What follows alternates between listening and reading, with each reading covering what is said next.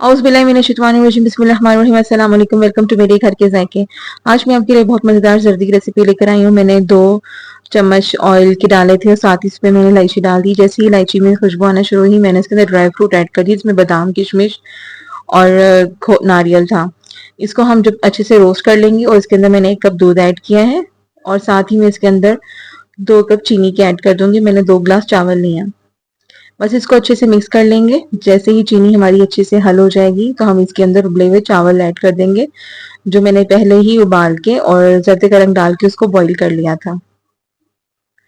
अब मैंने इसके अंदर चावल ऐड कर दिए और अब हमें इसको इतना पकाना है कि जो चीनी का पानी है वो अच्छे से ड्राई हो जाए। जैसे ही चीनी का पानी ड्राई होगा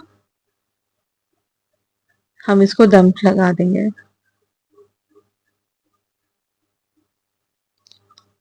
बस पानी अच्छे से ड्राई हो चुका है, अब मैं इसको दम लगा दूंगी। बस 10 मिनट का मैंने इसको दम दिया है और हमारा मज़ेदार सा ज़र्दा बन के तैयार हो गया। उम्मीद करती हूँ सिंपल सी क्विक रेसिपी आपको पसंद आई होगी। Thanks for watching. अल्लाह हाफ़िज़।